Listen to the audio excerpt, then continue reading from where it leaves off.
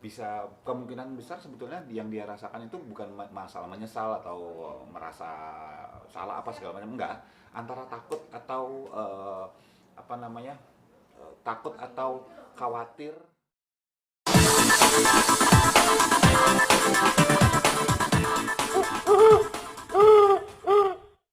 Mengungkapkan penyesalannya dan maaf. Kira-kira apa sih yang harus dilihat dari ekspresi atau suara MYD? MYD ya. Iya.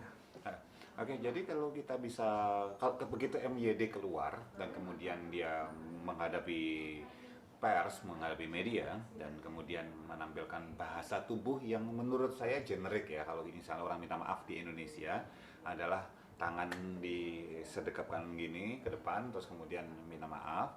Nah, tetap yang bisa kita perhatikan kalau dari ekspresi wajah, kita tertahan sama masker. Jadi kita nggak bisa lihat secara objektif, kita terlalu subjektif untuk kita paksakan. Tetapi kalau misalnya kita dengar dari kata-kata MYD sendiri bahwa ada getaran, bukan kata-katanya ya, tapi ada getaran di situ. Ini ada dua kemungkinan. Satu, memang ada sebuah perasaan sedih atau perasaan takut di situ. Nah, jadi apakah kemudian penyesalan, ya kalau kita bicara berprasangka baik adalah dia benar-benar nyesal. Tapi kalau kita nggak boleh berprasangka, berarti nggak boleh berprasangka buruk, nggak boleh berprasangka baik, gitu kan?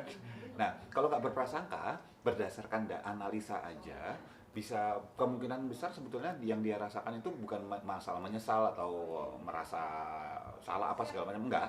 Antara takut atau apa namanya, takut atau khawatir, atau sedih sih, antara takut sama sedih itu yang terlihat dari kata-kata dia ketika dia mengucapkan permintaan maaf.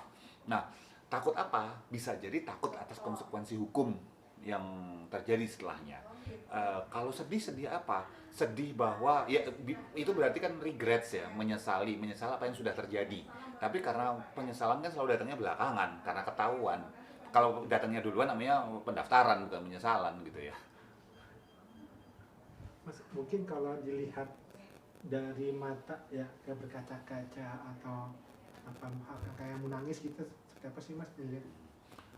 Kita gini, kita belum bisa membedakan antara satu, mata itu beneran berkaca-kaca ketika dia mau nangis. Kedua, kita nggak tahu apakah memang sifat matanya itu memang lebih berair daripada orang lain, atau yang ketiga memang istilahnya karena silau terus kemudian dia glowing kayak gitu matanya. Kita belum bisa ambil bahwa itu adalah salah satu bentuk penyesalan.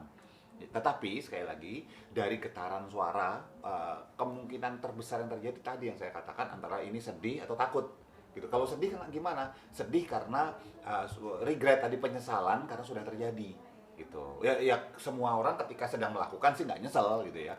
Ya kalau takut atas apa yang akan terjadi nanti, karena kalau kita bicara ketakutan secara psikologis, kita takut untuk sesuatu yang akan terjadi nantinya. Eh, Sedangkan sedih tadi yang sudah terjadi di belakang. Pilihannya cuma dua itu, apa yang sedang dia rasakan sekarang.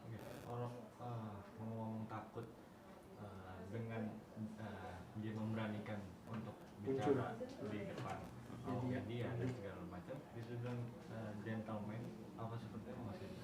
Buat saya, ketika dia berhadapan dengan teman-teman media di depan, itu tidak ada hubungan apa gentleman atau tidak gentleman gitu. Itu adalah kebutuhan untuk semua orang yang habis di BAP dan kemudian harus berhadapan dengan media karena dia adalah seorang selebritas atau kasusnya terkait dengan seorang selebritas, selebriti.